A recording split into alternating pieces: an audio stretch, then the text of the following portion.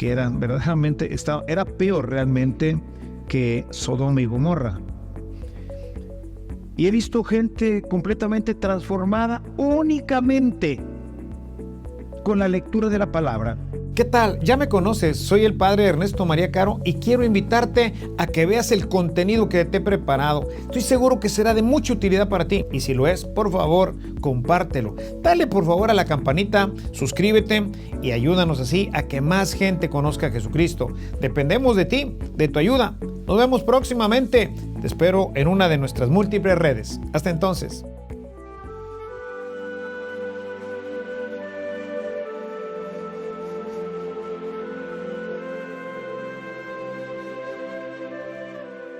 Después de que arrestaron a Juan el Bautista, Jesús se fue a Galilea para predicar el Evangelio de Dios y decía: se ha cumplido el tiempo y el reino de Dios ya está cerca. Arrepiéntanse y crean en el Evangelio. Caminaba Jesús por la orilla del lago de Galilea cuando vio a Simón y a su hermano Andrés echando las redes en el lago, pues eran pescadores. Jesús les dijo: síganme y haré de ustedes pescadores de hombres. Inmediatamente dejaron las redes y los siguieron. Un poco más adelante vio a Santiago y a Juan, hijos de Zebedeo, que estaban en una barca remendando sus redes. Los llamó y ellos, dejando en la barca a su padre con los trabajadores, se fueron con Jesús.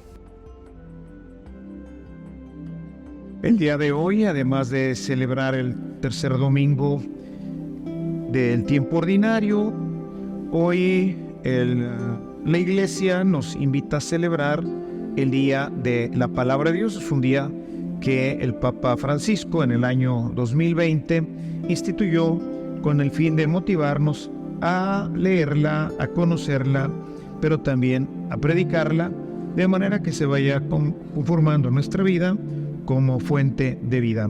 Así que hoy pues vamos a aprovechar también nuestra homilía para hablar sobre este tema directamente. Creo que la celebración que hoy estamos celebrando se enmarca en este ciclo B. Estamos leyendo el ciclo B, que está siguiendo a Marcos, por dos hermosos relatos que seguramente vamos a encontrar con suficiente luz sobre algunos de los múltiples elementos que la palabra eterna del Padre produce y ofrece a cada uno de nosotros.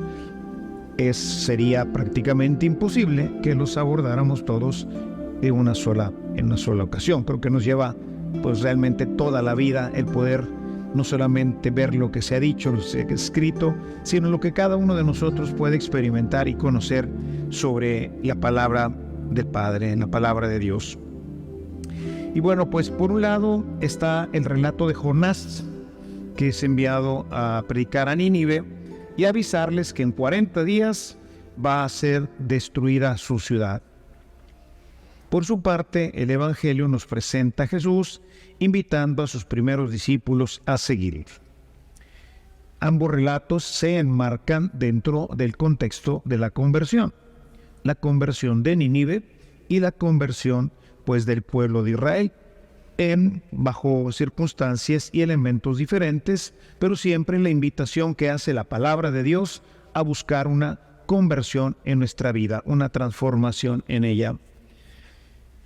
Con estos relatos que vamos a desarrollar un poquito, podemos decir que nos ayudan a entender cómo es que la palabra de Dios tiene un poder increíble sobre la conciencia, el corazón y la mente de las personas. Y bueno, lo primero que tendríamos que decir al respecto, particularmente sobre el tema de la palabra, es que cuando hablamos de la palabra estamos hablando de Dios mismo. O sea, hablar de la palabra, estamos hablando de la palabra eterna del Padre. No es cualquier palabra. La Biblia no es cualquier libro. La Biblia encierra un misterio.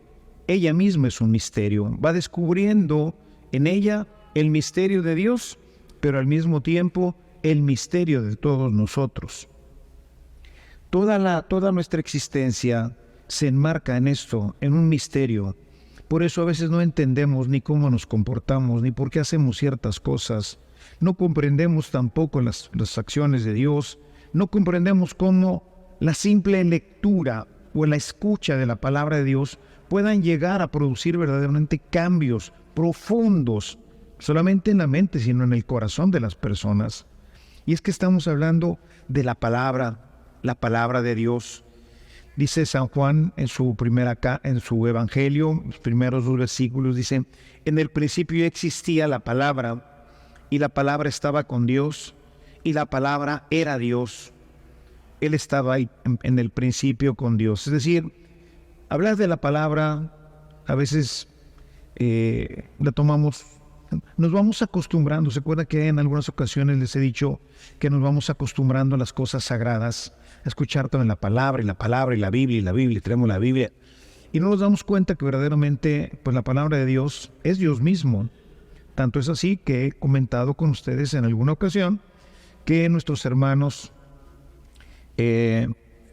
nosotros somos de la iglesia occidental, pero hay una iglesia oriental, toda la parte de Israel y toda esa parte que profesan lo que llamamos también como iglesia ortodoxa. Hay ortodoxa católica y hay ortodoxa no católica. En la ortodoxa católica, si ustedes tienen oportunidad de ir a Éfeso, por ejemplo, la actual Turquía, encontrarán a la entrada a los templos que hay 2 altares, como el que tenemos aquí del Santísimo. Estaría ese ahí. Y este que tenemos aquí donde está la Virgen, ahí tendrían una Biblia abierta. Y también tendría una lamparita roja.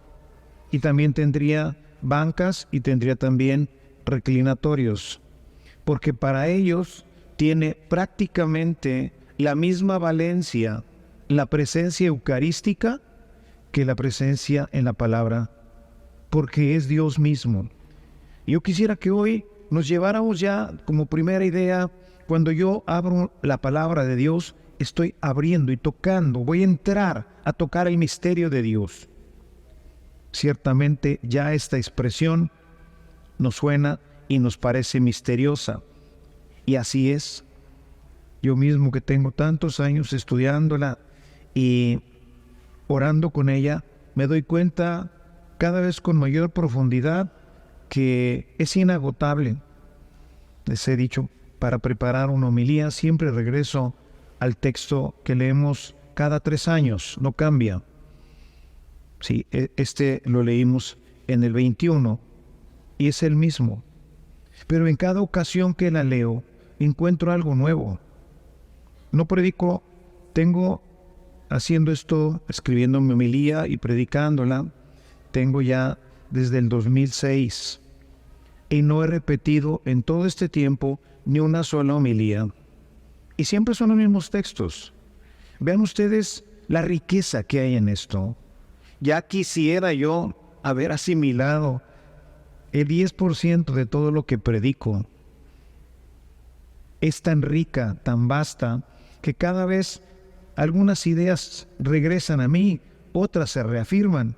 En algunas otras ocasiones me doy cuenta que efectivamente han entrado ya a formar parte también de mi vida.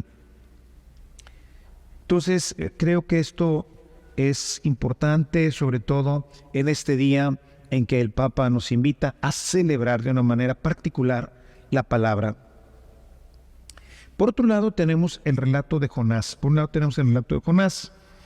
Que, como nos decían, bueno, es un relato que se enmarca dentro de los libros que se llaman sapienciales, y lo que pretende, ante todo, es darnos una enseñanza. Como lo decía el comentador al principio, pues no sabemos quién es el autor. Ciertamente pertenece al siglo V, VI, bueno, y fue escrito a propósito de las profecías de Nahum, que no tienen tampoco una relación directa con este libro, pero nos ayudan, si ustedes en algún momento tienen un poco de curiosidad, de conocer cómo se prospecta el tema de Nínive y cómo hoy podemos entender este texto en donde manda Dios a Jonás a predicarles. Nínive era la ciudad más grande del imperio, era la capital de los asirios. Y el imperio asirio había conquistado de una manera sanguinaria, terriblemente sanguinaria, a todos los pueblos. De hecho, todos sus pueblos conquistados no eran como los romanos, que eran bastante apreciados, igual que los griegos, porque simplemente los sometían y les invitaban forzosamente a pagar impuesto. Pero Nínive no, Nínive era verdaderamente despiadada, los convertía prácticamente a todos en esclavos y tenían, pues no valían ni siquiera lo menos que un perro, ¿eh? Entonces, realmente era muy odiada por toda la gente y finalmente pues el imperio asirio terminará poco antes o poco después de que conquista la parte norte de Israel, que será también totalmente destruida. No dejaron nada de la parte norte. Sí, todo lo destruyeron, llenaron de sal todos los campos, los llenaron de piedras, de tal manera que no pudiera nadie regresar a esa tierra durante buen tiempo. El libro de Nahum, pueden ustedes leerlo, son unos cuantos capítulos, son 5 capítulos, relata toda esta historia donde pues el profeta anuncia, ¿verdad?, que también va a ser destruida. Bajo ese contexto, el escritor del libro de Jonás escribe lo que ahora hemos leído, ¿no? Esta palabra de Dios tiene una fuerza tan poderosa que es capaz de conquistar el corazón de los ninivitas. Insisto, esto es un relato teológico, ¿ok? No es un relato histórico, es un relato teológico que ante todo busca mostrar la gran misericordia de Dios a un pueblo odiado por todos, a un pueblo que había destruido ya la parte norte de Israel. Bueno, aún así lo invita a la conversión. Y esta conversión, en el texto que hoy leemos y desde el punto de vista que nosotros como cristianos hoy vemos, es el poder que tiene para convertir, para transformar la vida de la persona más nefasta que exista. Les he recomendado en alguna ocasión el libro de Relatos de un peregrino ruso. Ahí hay una historia dentro de lo que va relatando este autor de cómo la palabra de Dios es capaz verdaderamente de transformar la vida, cosa que no solamente está escrita en estos libros, sino cosa de la que yo mismo soy testigo, quizás no de una conversión así ninivita, digamos, como lo veríamos aquí, ¿verdad?, de una ciudad que era verdaderamente, era peor realmente que Sodoma y Gomorra. Y he visto gente completamente transformada únicamente con la lectura de la palabra. Gente que ha comprado su Biblia y ha empezado a leerla serenamente. Y he visto cómo Dios va transformando de una manera pues misteriosa, porque tocamos el misterio, pero sí existe, sí convierten. Entonces, este relato nos muestra ese poder que tiene la palabra. Segunda nota que quisiera que nos lleváramos. Dios puede cambiar tu vida a través de la palabra.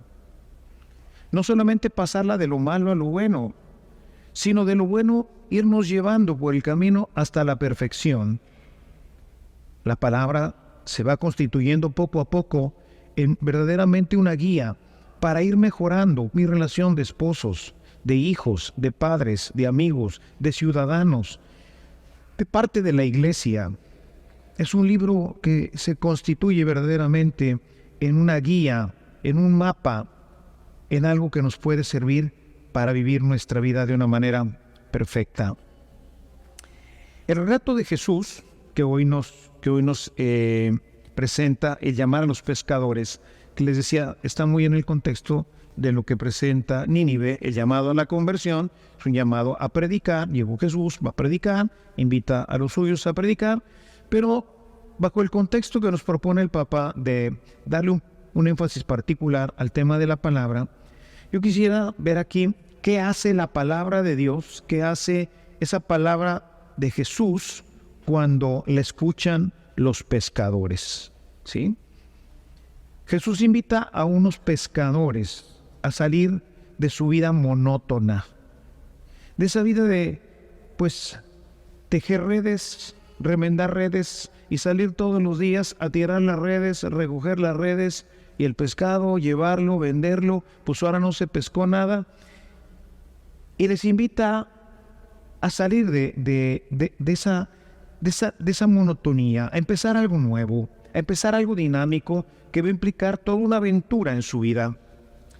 Y me parece, hermanos, que esto es algo que valdría la pena que valoráramos también nosotros. La palabra de Dios siempre nos invita a una aventura, nos invita a encontrar el verdadero sentido de mi vida, la verdadera vocación, pero darle sentido. ¿Cuánta gente vive sin un sentido claro? ¿Cuál es el sentido de mi vida? ¿Qué es lo que hace que mi vida verdaderamente tenga drive, que tenga sentido, que haya algo por qué superarse, por qué luchar, por qué salir adelante en todo? ¿Cuál es el sentido de la vida? Sobre todo en esta vida que hoy llevamos, ¿no? En donde estamos, permítanme usar la palabra, hiperregidos por los relojes y los tiempos. A tal hora entramos, salimos, hacemos todo lo que en las fábricas, tiempos y movimientos en tanto tiempo se tiene que hacer, y estamos muy acostumbrados a entrar a esa dinámica. Platicando con los papás del colegio, les decía cómo hoy la educación nos ha empujado a nosotros mismos, al colegio que se fundó bajo mi tutela, a poner lo que llaman el pre-nursery, recibir a los niños de 1 año y medio. O sea, el niño deja de ser niño al 1 año y medio, ya tiene horario ahora, tiene que ir a clase. Ok, a cierto tipo de clase, pero ya no tiene oportunidad de jugar con sus juguetes, de levantarse a la hora que el cuerpo del niño necesita.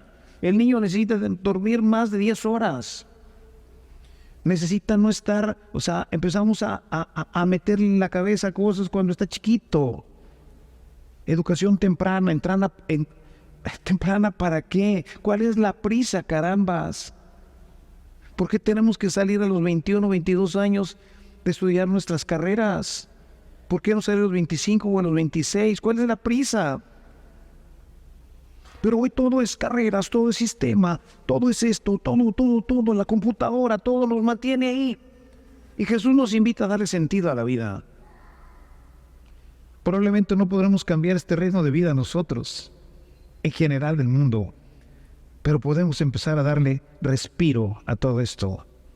Podemos empezar a darnos cuenta de que no todos son máquinas, de que no todos son actividades de negocios, sino que también hay cosas que al elevar el espíritu dan un sentido diferente a nuestra vida. Dice Jesús en el Evangelio de Marcos, en el capítulo 8, dice: ¿de qué le sirve a un hombre ganar el mundo entero si pierde su alma? Estas palabras las escuchó San Agustín oyendo a San Ambrosio predicar en Milán, y cambió su vida. La transformó completamente. De ser un hombre que había abandonado a su madre, a su familia, a todos, que tenía su concubina, en fin, un hombre que no le encontraba realmente sentido a su vida. Al escuchar esta palabra y empezar a sumergirse en la palabra, la vida de Agustín cambió, como también puede cambiar la nuestra. Como ha cambiado y ha ido cambiando y sigue cambiando también mi vida. Jesús en su predicación con su palabra viene a darle sentido a nuestra vida. Por eso dice en Juan 10:10, he venido para que tengas vida, porque a veces lo que tenemos ya no es vida. Es una automatización de algo. Poco a poco nos hemos ido convirtiendo en robots.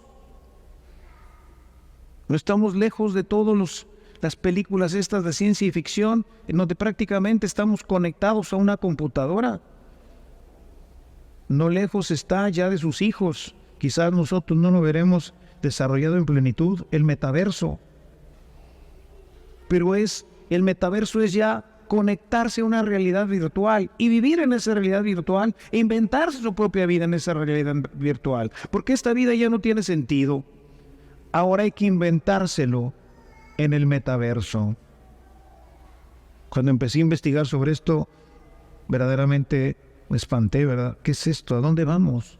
Gente que vive conectada, y hay películas de esto, que vive prácticamente conectado a una computadora a través de unos lentes especiales que lo comunican mediante la tecnología a una realidad virtual. Se sale de su mundo para entrar en un mundo que no existe, más que en la máquina. Creo que todos hemos visto Matrix, ¿no es cierto? No estamos lejos, hermanos. No estamos lejos. La palabra de Dios viene a darle un sentido diferente a nuestras vidas. Se va a convertir en la medida en que nosotros la vamos asimilando y la vamos metiendo en nuestra vida, en lo que nos dice el Salmo 119. Tu palabra es luz. Tu palabra es luz y lámpara para mi camino. Es una palabra que me guía, que le da sentido a mis acciones de todos los días. Esas acciones que parecerían muy monótonas, empiezan a tener un sentido diferente, una alegría diferente de vivir, de levantarme, de hacer las cosas, de cocinar, de ir al trabajo, de ir a la escuela, etcétera. Le empieza a dar sentido, verdaderamente sentido a nuestras vidas. Y tiene un poder tremendamente transformante en el alma, que no solamente nos invita a la conversión, sino que produce la conversión. Dejan de gustarnos cosas que nos gustaban, y las que no nos gustaban ahora, misteriosamente empiezan a gustarnos. ¿Y cómo pasa eso? No tengo ni la menor idea, hermanos. Lo único que les puedo decir es que es un misterio, y les puedo decir que sí ocurre. ¿Cómo ocurre? Pues es la acción de Dios operando en el alma a través de lo que entra a nuestros sentidos, lo que entra a nuestra mente a través de la lectura. Dicen, el comercial generalmente dice, somos lo que comemos. Pero yo siempre he dicho, somos lo que leemos. Eso que leemos, eso somos. ¿De qué te llenas la cabeza? Hoy con el tema de redes y con el tema de internet, ¿de qué te llenas la cabeza? Pero tiene un poder verdaderamente transformante. San Pablo, en diferentes partes de sus escritos, nos habla de esto. Dice en Timoteo, algo que le ocurre a él mismo, a San Pablo, dice, porque nosotros también en otro tiempo éramos necios, desobedientes, extraviados, esclavos de deleites y placeres diversos, viviendo en malicia y envidia, aborrecibles y odiándonos unos a otros, hasta que el Señor se hace presente en su corazón, se hace presente en el alma a través de la palabra. Lo único que hay que hacer es meterla, la palabra, en nuestras vidas, meterla al corazón, meterla en nuestra mente, dejar que haga habitación en nuestras vidas. Este es el poder misterioso de esta palabra, mis hermanos. Es una palabra que cambia la vida. Y por ello, este domingo, la invitación para que todos nos iniciemos en la lectura de la palabra. Creo que todos en casa tendremos una Biblia. Quizás nos la dieron el día de nuestra primera comunión o el día de nuestro matrimonio. De alguna forma, estoy prácticamente seguro que la mayoría de nosotros individualmente puede decir, yo tengo mi Biblia. Porque no es una Biblia para la casa, es mi Biblia personal, es mi contacto con la palabra, con Jesús palabra, que quiere encontrar un nido, una casa, un lugar donde habitar, no para vivir ahí en el reposo, sino para transformar tu vida en esa acción maravillosa que es capaz de realizar. Porque créanme que no es un libro, es adentrarnos en el misterio de Dios. Entre más leemos la palabra, más nos adentramos en ella. Dice el Papa en la homilía que predicó el día de ayer, dice, la palabra nos atrae.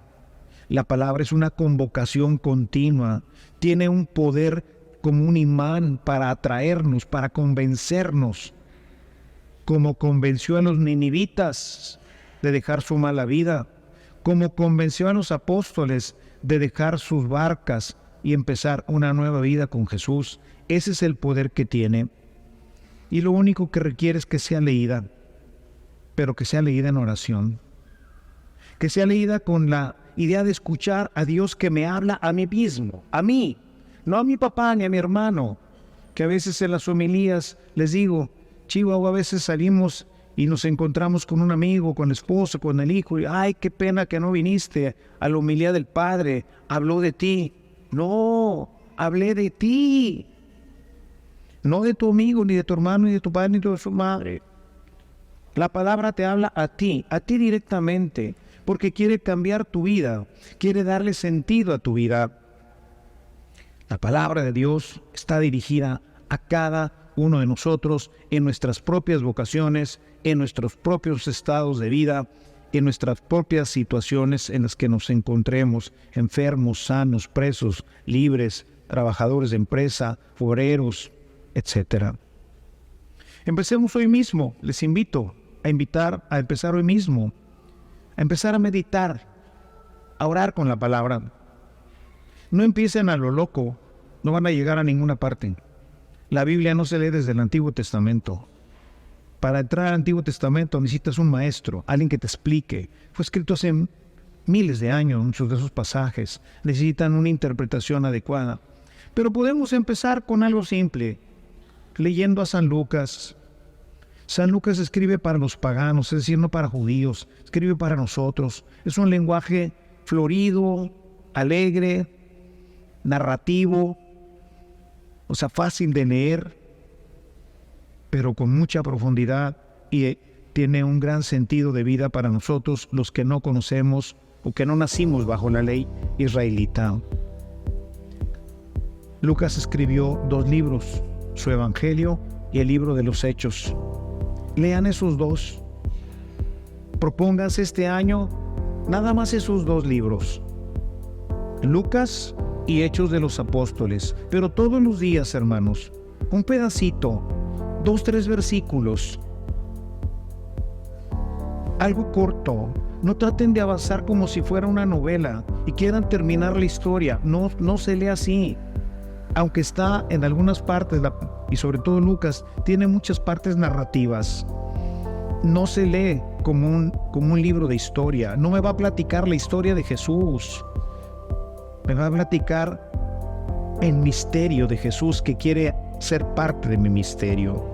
Propongámonos todos este año leer Lucas y Hechos despacito, meditado, orado. Yo les aseguro, mis hermanos, que quien decida tomar este reto y hacerlo, el año que entra, en estas fechas, será una persona diferente. Será una persona diferente. No me crean a mí. Terminaré con las palabras del salmista. Hagan la prueba y verán qué bueno es el Señor. Alabado sea Jesucristo.